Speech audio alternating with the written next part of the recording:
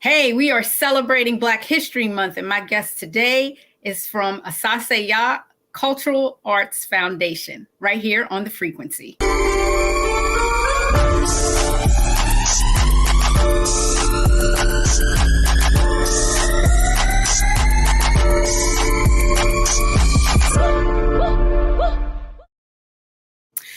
What's up, you guys, and welcome to another episode of The Frequency. I'm your host, Dee Barnes. As you know, we are celebrating Black History Month, and what better to celebrate Black History Month when talking about arts and culture, cultural arts, especially African dance and drum, which is a big part of, our heritage, our culture. And I have a wonderful guest. She is the Director of Operations for Asase Yaa. Please welcome Ruby Inez Williams. Ruby! Peace, Dee. How are you? I'm great, sister. How are you? I'm doing well, thank you. I'm doing well. I love your is the dashiki? What do you have on? So it's called a fugu, actually, but it's a top traditionally worn from Ghana. Okay, and not actually by women usually, but I like the style of it. Yeah. I love it too. It is beautiful. Okay, we got to get right into the Asase Yaa. You have to tell me about it because, first of all, I know it's in the heart of Brooklyn, which is like, the cultural mecca. So please tell me about it. So Asase Yaa Cultural Arts Foundation is a cultural performing arts organization. We were founded in 2001 as a professional African dance company.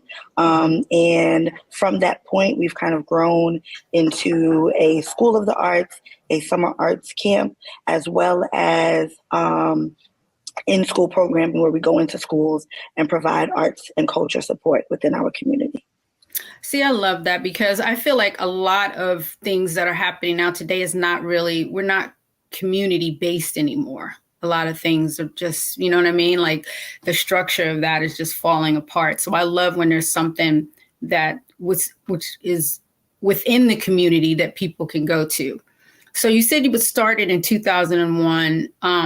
It was started as a school. No, we started as a professional African dance company. So our artistic director, Yao Babio, and our current executive director, Kofi Osei Williams, they're brothers, biological brothers, but they're also both musicians.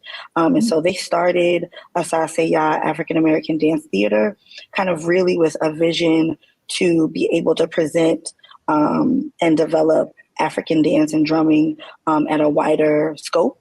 And on bigger stages. You know, quite often African dance is seen as only community-based, only done in certain settings. And so as musicians, they wanted to be able to present our art and our culture, but in the same way and in the same platforms that you might see modern dance or ballet, because it is an art form that requires a skill set. And quite often it's not seen as such. So that was kind of our inception as young artists, just kind of wanting to present our art and put African culture out into the world at its highest level. I love that. Now, because it is Black History Month, I mean, this is something you guys do all year round, of course, correct? Yes, absolutely. Yes. We do. But we do. How do you focus in on this particular month, on Black History Month? So some years ago, we started presenting ourselves and having our own performances and productions fairly early on in the trajectory and history of Asase Yaa. But we started doing our own concerts the first Saturday in February prior to COVID. And during, COVID, of course, everything was closed. We couldn't have any large major concerts or gatherings. So this year, after our 20th anniversary was celebrated, we are having our first ever Rhythm and Movements African Arts Festival, which is a celebration of Black History Month, but also just of the rhythm and movements of our people and kind of presenting all of the various aspects of it through music, through dance, through theater. We have a band performing, and of course, Asase Yaa is all about the youth. So we have a night that's dedicated to our youth performance ensemble as well. And we really wanted to kind of take an opportunity to bring our art and culture to the forefront, but also this year we are celebrating the anniversary of hip hop. And so we used, so the shows that we're doing in the daytime are a original play by us called The Hip Hop Kingdom that we are kind of representing. It's called the Hip Hop One more time? It's called The Hip Hop Kingdom. The Hip Hop Kingdom. Okay, I love that. The Hip Hop Kingdom. Break it down for me. Go ahead. Yeah. So the Hip Hop Kingdom actually is a production. No, go ahead. It's a production that we started in our summer program. So our summer camp is a 6-week program. And so it's one of the stories that we've told in our summer camp. And we were like, this is a perfect time for us to be able to represent this particular story. And we're using professional actors and actresses for it. Normally it's our youth that perform. So we're excited to represent this production and celebrate hip hop and all things Black History Month during the festival. I love that. So the festival is basically it's in Brooklyn, or does it travel? So the festival is going to be at the Abrams Arts Center, which is in the Lower East Side. Actually, it used to be called the Henry Street Settlement. And I actually performed there when I was younger. I was like maybe 7 or 8. And I did a off-Broadway play there. So I'm excited actually to just be back in the building. But it is not going to be located in Brooklyn. It's going to be in the LES, as we call it. The LES. When you said the Henry Street Settlement, what's the history behind that? Do you know? So the Henry Street Settlement is a small theater that is there in the Lower East Side. I know that a lot of Black and Brown artists, producers have used it previously. Like I said, I performed in an off-Broadway play when I was younger there. I don't know the full history of the theater. It's a fairly small theater, but it's been around a really long time. I love that. Now, can you tell me more about the cultural meaning behind Asase Yaa? Yes. So The Asase Yaa name. is, Thank you. yeah. So Asase Yaa is a tree word, and tree is a language from Ghana, West Africa, and Asase Yaa means Mother Earth. And so Mother in the Earth. inception, yeah. So in the inception of Asase Yaa, Yao and Osei really wanted to be able to kind of call on the energy of creation and the Mhm. energy of what it means to be Black and African, and then Right. also connecting that with creating as artists. I love that. Do you guys do more history? Like, the history behind the dance, the history behind, the performance? Absolutely. So I'm one of the co-founders and the director of our cultural performing arts camp. And so Nice. the whole mindset behind that particular program is really that we are not only uplifting the arts and they're going to learn to dance and drum and act, and sing possibly, but they're going to learn the meaning behind the stories that we're telling. So like, for example, the Hip Hop Kingdom, when we presented that, they learned about hip hop. The art that they did that year in particular was graffiti art. Most of the Oh, dancing wow. that they did was centered around hip hop, right? And so, when we tell the stories, they are focused on those particular stories we're telling, and learning the history and the value behind them. See, that is so important because you see the cultural dilemma we're in right now, where they're trying to block teaching history, in particular Black history. How Yeah. how are you guys combating that? Like, how are you righting that wrong, basically? I mean, I think the reality is to stand firm on Mhm. being honest and open about who we are Yes. and what our history is and what our requirements are for community. It's Right. important with the Asase Yaa. Our goal has always been to create a space and a sense of community for our young people and for their families. And so, Right. putting African and Black culture in the forefront is the best way to combat some of the adversities Yeah. that we are experiencing, and to do it Mhm. both historically but also currently. So yes, let's talk about what has happened in the past, but also let's talk Right. about what's required right now for us. If you're going to be around each other, that is your brother, that is your sister. We are going to take care of each other. We are going to hold each other accountable. We are going to have fun Right. together. We are going to learn together. We're going to explore together. And so I think that it's a combination of both, telling our stories, things that Yes. have happened previously, but also reinventing Mhm. ourselves and telling our stories forward.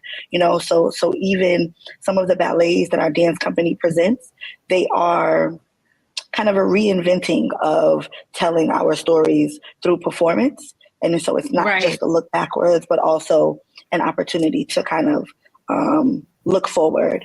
I'll give Mhm. you one example. So when we did the Hip Hop Please. Kingdom originally in the summer Uh-huh. camp, the main character was a young man that it might have been his maybe fifth year in our summer program. I mean, he probably was like 10 or maybe 11. Right. But we had him write original rap for that particular play that he did in the show. And so Okay. even that opportunity, they're learning about hip hop and the past and who the greats are and the music and all of those things. But also Mhm. in that moment, giving him room and space to be creative and create his own rhymes as well. So, Right. I yeah. love that. That is so Yeah. dope, yo. Okay, we're gonna get into more of the culture. I really want you to break down to the significance of the African drum. We're gonna take a quick break and we'll be right back on the frequency.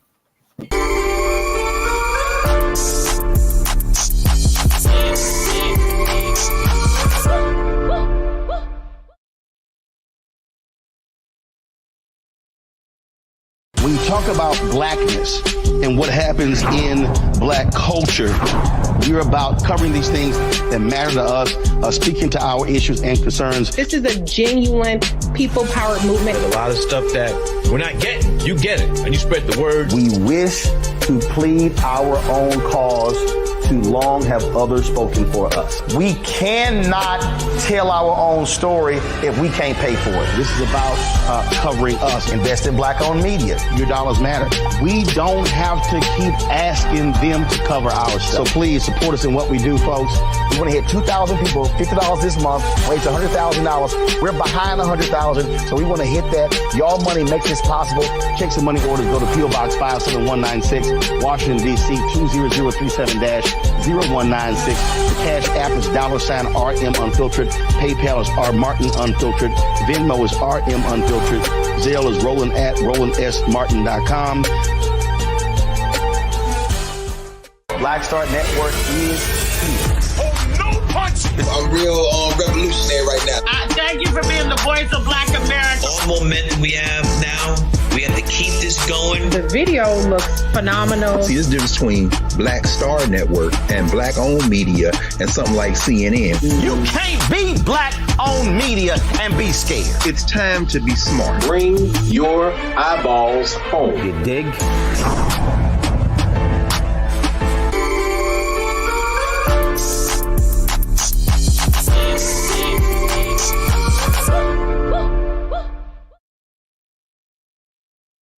Welcome back to The Frequency. I'm your host, Dee Barnes, and my special guest, Ruby Inez Williams, Director of Operation of Asase Yaa. Welcome back, Ruby. Hi. Hey there. Now, I was just thinking during the break about the significance of the African drum. Can you break that down for me? Because it is an important part of, the whole process. Absolutely. Of being able to perform. Right. So the drum and its history is kind of layered. So African drumming is, currently used for performance art and of course to support African dance.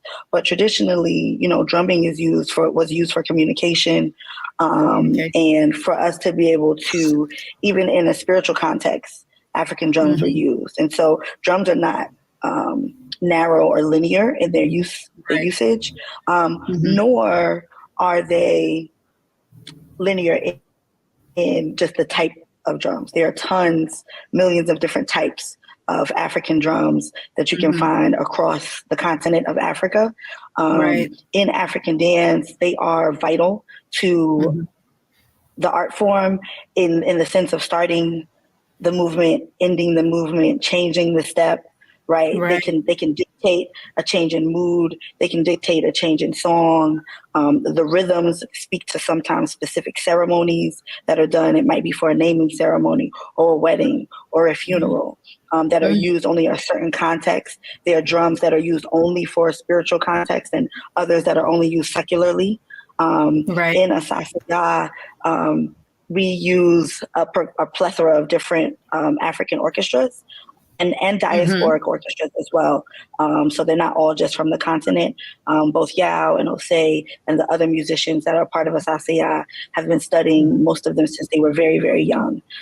So even in our ballet that we are presenting coming up, Ghana, Ghana, the place where the chief sleeps, which is going to be a part of the festival that is coming up. In this one play, we have rhythms from Ghana, we have rhythms from Guinea, West Africa. We have rhythms from Haiti. We have rhythms from Cuba as well, and even multiple rhythms from different peoples in Ghana.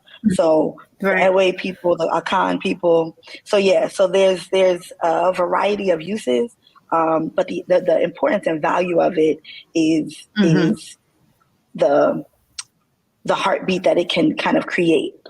For us, whether it is that we're performing or we are in a spiritual place or we are in a celebratory place, they can all dictate those different things. Yeah. Now that's a lot. You just made me think about the fact that the costumes, the rehearsals, like this organization has to be massive, right? I mean, Asase Yaa, it takes a lot of people to... how big is the organization? Because it has to take a lot of people to put that together. We are still a small organization. It is not, there are not a lot of us. Our dance company, as far as the professional company, ranges, I would say 10 to 12. Sometimes we have guest card artists come in. As far as the directors, there's Yao, who's the artistic director, Osei, who is the executive director, myself, who's the director of operations. We have Zakia Harris, who's the artistic director of our School of the Arts, which is our youth-focused programming. And then we have Kwesi and Chroma, who is the program manager for our outreach program. And so we are the directors, and we have, some other people that work with us and some consultants, but we all are also performers. We've been with the company since its inception, all of us. And so we are still a very small organization. But for us, growth is important. But the quality of our work and the impact that we have is also vital. So we've grown tremendously as far as the amount of schools we've been in, the number of, children we've had in our summer camp. We started the summer camp, I remember the first year, we had like 6 children, basically. And so our largest, we've gone up to about 100, 150 youth and in the summer in our 6-week program. And so we've grown. But as far as numbers of employees, not necessarily. We do have teaching artists that are consultants that we hire that go out and go into schools and work with us. But again, like I said, as far as the meat and potatoes, it is, we are still a small organization. So what about the funding? Is that something also that's done through? So we have a development. We have a development. You don't have to give me all the details, but you know what I mean. Like how do you fund it? So I mean, we have just recently started getting more funding. We have done everything kind of based on and connected through the community mostly.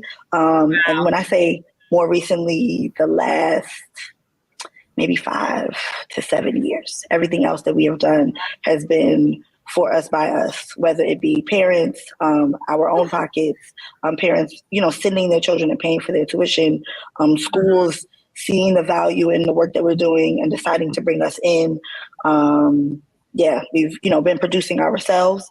And so it's definitely something that we are committed to regardless. Of course, funding is important, but the community is invaluable as well, though. Exactly. Because if they are supporting you, if they're supporting you, then there's nothing that can stop you from continuing to take the steps necessary to move forward and to do the work that that needs to be done within your community. Exactly, man. I believe in that so much. Like community is so important, and it's interesting too that you mentioned hip hop and Hip Hop Kingdom, the program that you do, because I feel like within hip hop, we've lost that sense of community. You know what I mean? It's become more and more consumerism and capitalism.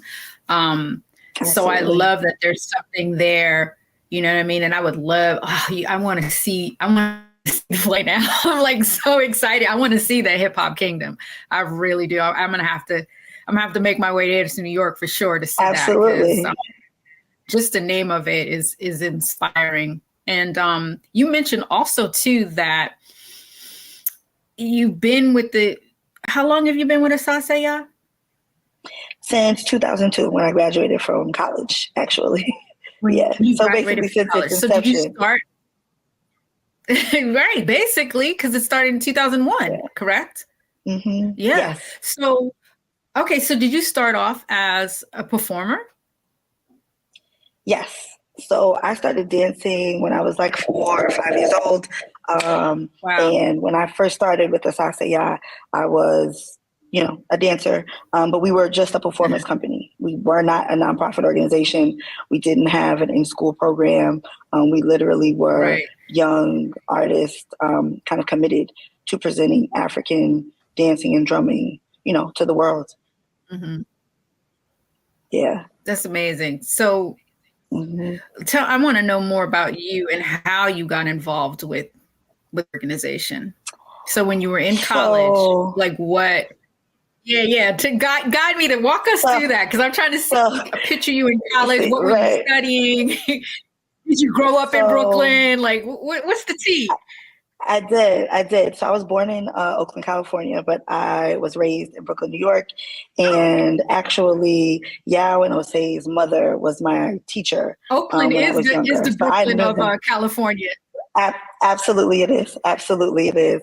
right? And so I knew them prior to, and their older sister actually was my dance teacher as well. But I studied dance from the inception. My mom was a dancer, and she studied with Catherine Dunham and Ruth Beckford. Oh, wow. And so I've grown up in dance my entire life. And so when I graduated, I already knew Yao, actually. And so when he saw me, I actually saw him at the International African Arts Festival that summer in like June, July. And when we saw each other, he was like, "Oh my gosh, I have a company. You know, we have rehearsal." I think they have rehearsal the next day. And so I went to rehearsal. And he had been talking to me about it when I would come home from school, And so when I had the opportunity to go, I went, and the rest is kind of history. I've been dancing with them ever since. And, you know, it was an opportunity to present my art form at a professional level. I've been performing since I was little. I've done Dance Africa, which is a major African dance production that has been around in Brooklyn at the Brooklyn Academy of Music for years. And I've been my first time performing there, I was probably about 7. And so I've been performing on large stages before Asase Yaa, of course, but it was an opportunity to kind of dance with my peers and to present our story as young African dancers and drummers, but who had grown up in Brooklyn and in Black and African culture in Brooklyn and in New York City, and being able to tell our stories and put our stories onto the stage the way that we wanted to. Yeah. I love it. Okay, we're going to take a quick break. When we come back, I want to talk about how you went from performer to director of operations. We'll be back on the frequency. Absolutely.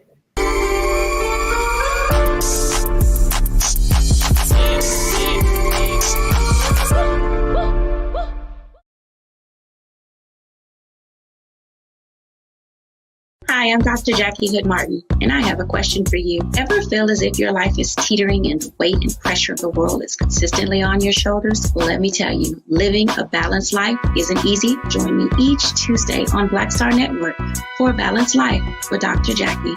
We'll laugh together, cry together, pull ourselves together, and cheer each other on. So join me for new shows each Tuesday on Black Star Network, A Balanced Life with Dr. Jackie.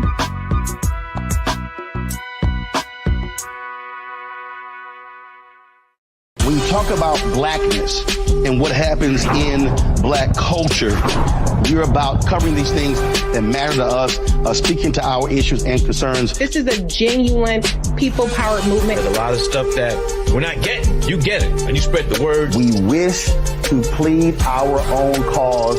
Too long have others spoken for us. We cannot tell our own story if we can't pay for it. This is about covering us. Invest in Black-owned media. Your dollars matter.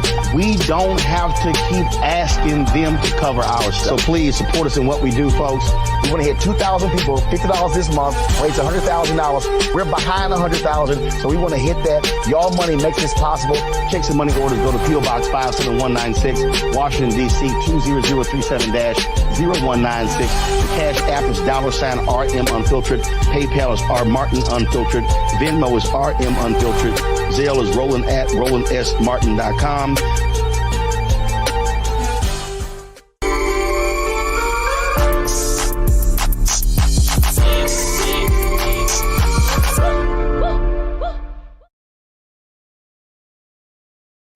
Back right here on the frequency with my guest, Ruby Inez Williams. Ruby, join me.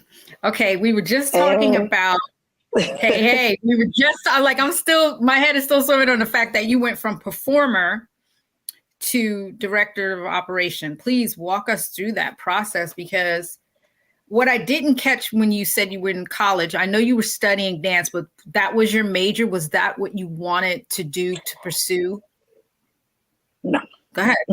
Tell me. So I have got a bachelor's degree in biology from Xavier University of Louisiana, and never necessarily intended to dance professionally.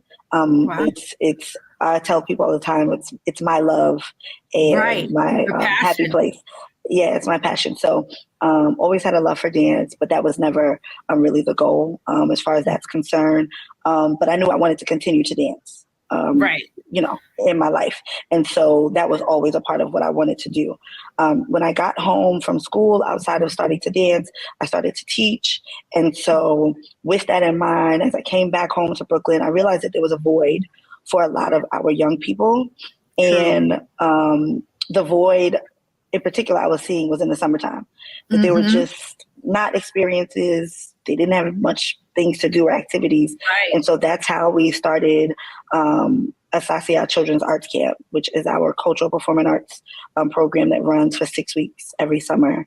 And the goal really was to give our babies an outlet, but also teach them about who they are, tell our stories, give them an opportunity to be creative and to have fun and to create community. Yes. Because I also was beginning to see that lack, that void of connectedness for them as well.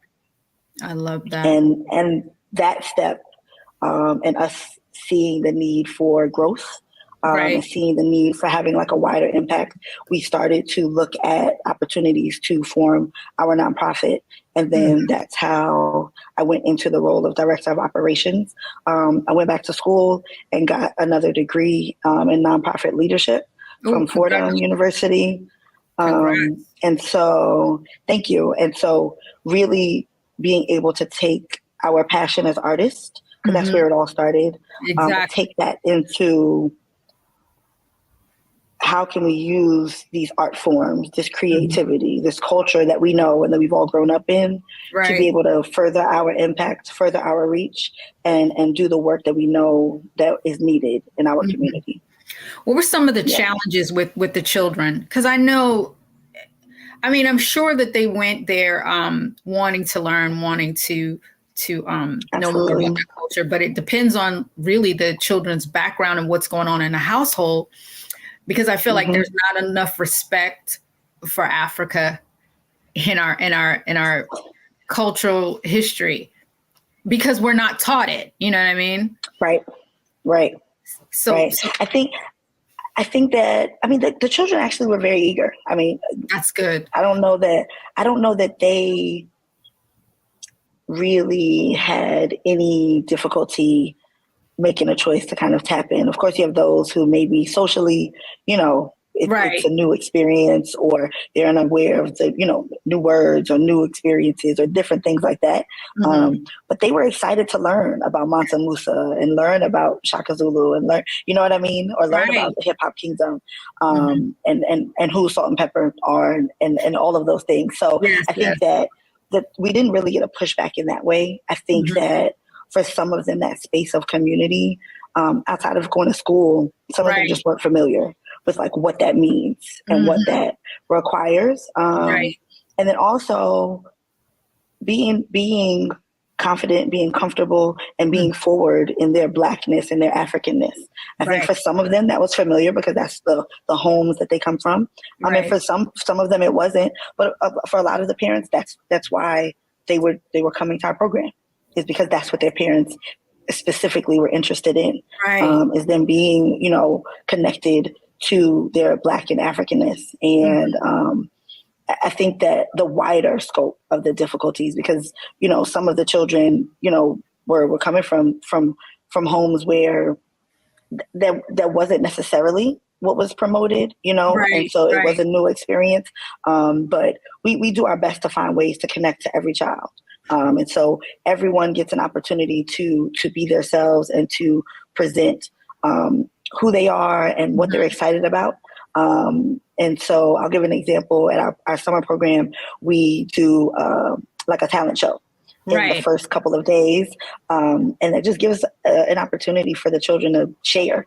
We've had children break dance, rap, recite a poem, sing, do all kinds of things. But it's just an opportunity for them to be free, to be children, and to own who they are. And that's really, really important. I believe that so much. What are the age ranges that you guys work with? So the summer program is from 4 to 13, but our dance school is from 3 to 18. Our dance program that runs from September to June, which is a traditional, dance school. They do, ballet and tap and African and hip hop and modern jazz. Nice. And we also have a drum program that goes along with that as well. But that program is from 3 years old to 18, so a little bit wider age range. But the summer camp is 4 to 13. What is like the mission of Asase Yaa? Like, what is the goal, the main goal? The main goal is to present African and African diasporic art and culture at its highest level, and to educate and promote that art and culture to our community, and using it as a tool to foster community, to embolden our young people and their families to be the leaders of tomorrow. And so that they don't look at it just as a job or just as a hobby, but it's a tool that they can use to empower themselves, to empower their parents, to reach backwards to their younger siblings and the other young people in their community, to be able to have them come up with ideas to impact change. And so I think it's all of those things forward. The art and the culture is a tool that we're using to be able to have an impact forward. Absolutely. That is beautiful, yo. I love that. I love that so much. And I wish too that more youth had, access to that. I was fortunate enough to, because I did grow up in New York before I came to California. And my mom did put us into African dance. We had to go on, Saturdays, but we didn't get to learn, what I'm talking about. We didn't get to learn a lot of the, not there in particular, but my mom had, the books and everything at home, but we didn't get to learn within that community, that sense of community that you guys are presenting with just some of the things you named about the history, you know what I mean? So I love that you combine the actual, dance with the history of the culture, you know what I mean? So that means that there's books available within the dancing, right? I love that too. I love that too, so that they get, is it like, do you guys do the reading together? Is it like... We present in a variety of ways. So in our summer camp, they actually act, they actually perform the plays. So yes, there's reading involved. They do have to learn about the different characters to be able to, represent who they are. And so it's not a formal reading program, but yes, if you're going to act and you're going to have lines, then you do have to read. Oh, okay. Yeah, I'm just bringing up the reading because of the fact that they're banning books, left and right. No, absolutely. Absolutely. It's important. It's important. And if they're going to be in the books, we're going to find other ways. So we're going to talk to them, about it and have them act it out. And then you can't stop it because it's within them. Exactly. We're going to take a quick break. We'll be right back on The Frequency.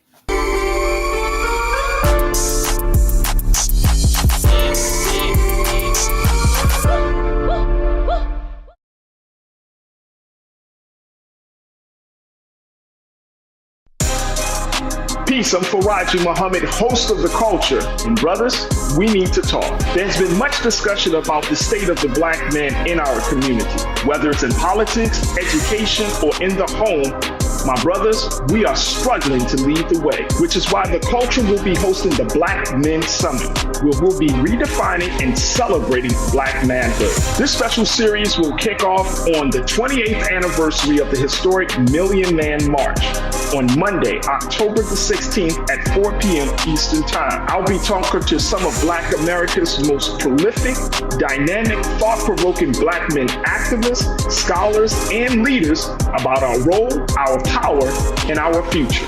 So tune in and join the conversation as an online culture crew member for The Culture's Black Men Summit, redefining and celebrating Black manhood. Starting Monday, October 16th through Friday, October 20th, 4 p.m. Eastern Time each day, right here, exclusively here on the Black Star Network.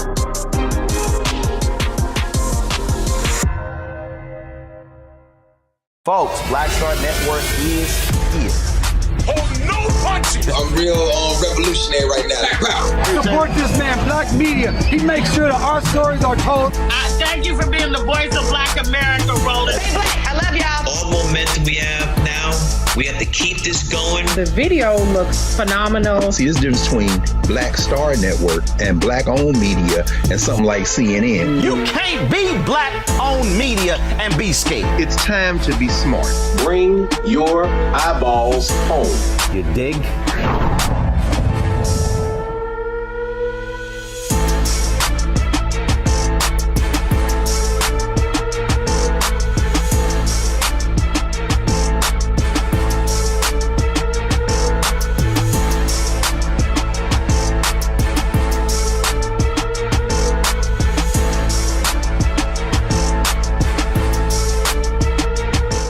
Talk about blackness and what happens in Black culture. We're about covering these things that matter to us, speaking to our issues and concerns. This is a genuine people-powered movement. There's a lot of stuff that we're not getting. You get it, and you spread the word. We wish to plead our own cause. Too long have others spoken for us. We cannot tell our own story if we can't pay for it. This is about covering us. Invest in Black-owned media. Your dollars matter. We don't have to keep asking them to cover our stuff. So please support us in what we do, folks. We want to hit 2,000 people, $50 this month, raise $100,000. We're behind 100,000, so we want to hit that. Y'all money makes this possible. Checks and money orders go to P.O. Box 57196, Washington, D.C. 20037-0196. The Cash App is $RM Unfiltered. PayPal is R Martin Unfiltered. Venmo is RM Unfiltered. Zelle is Roland at RolandSMartin.com.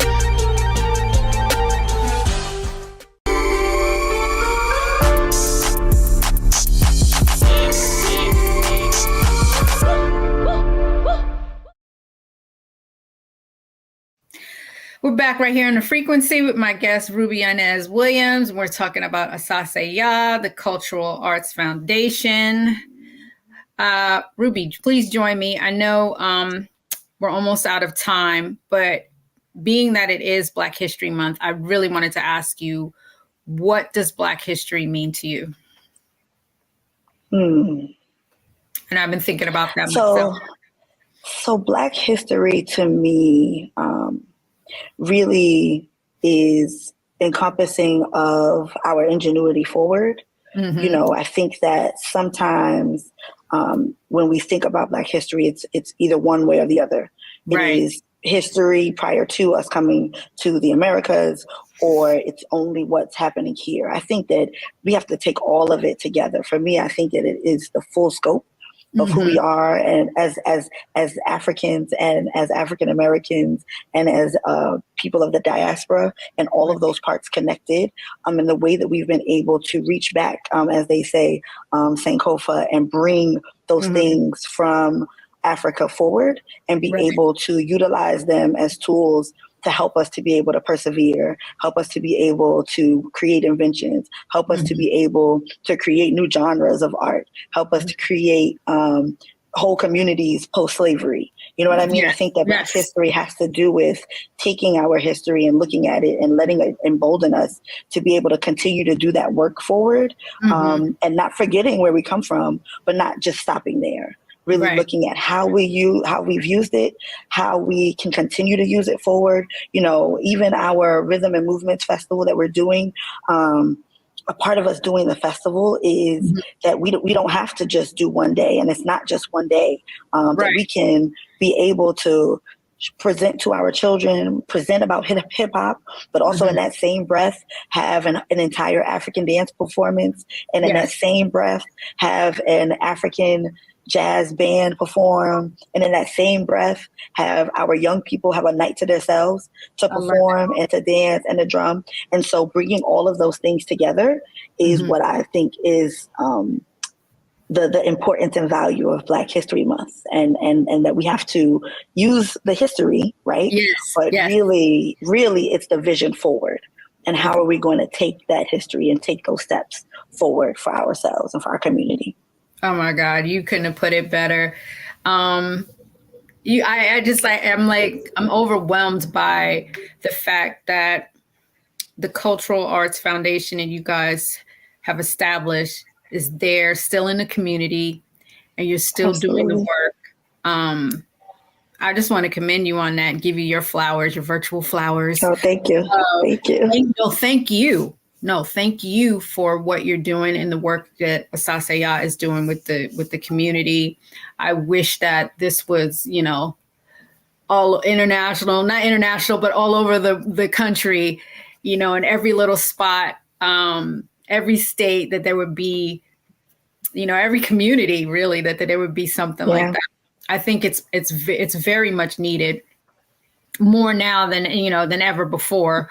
And, it just makes me sad sometimes that what they're doing to Black history and trying to eliminate it from the schools and, getting rid of books. But we have, people like you that are doing the work. And I think you're amazing. I think you're wonderful. Thank you. No, thank you for thank you for just sticking with it, because like you said, that wasn't something you thought you were going to be doing for the rest of your life, but it's your passion. And you can see it on you too. I mean, your skin is glowing. You know what I mean? You're like, and that's because you're doing what you love. And not all of us are fortunate enough to have that opportunity. And then you're also passing on, the knowledge. So thank you. Okay. And definitely come back, again. When is the festival happening this year? For 2020? So the festival is February 12th through the 18th. There are daytime shows, there are evening shows. Please go to our website or to the Abrams Art Center website and you can check it out. Tickets are reasonable. They're like $25, $30. So you can see any of our productions for that price point. And definitely come out and see Hip Hop Kingdom. Yes, I'm trying to get there. I have to see that because I do not want to miss that. For sure. Well, thank you, Ruby. I appreciate you so much. You definitely got to come back. We got to absolutely. I would love it.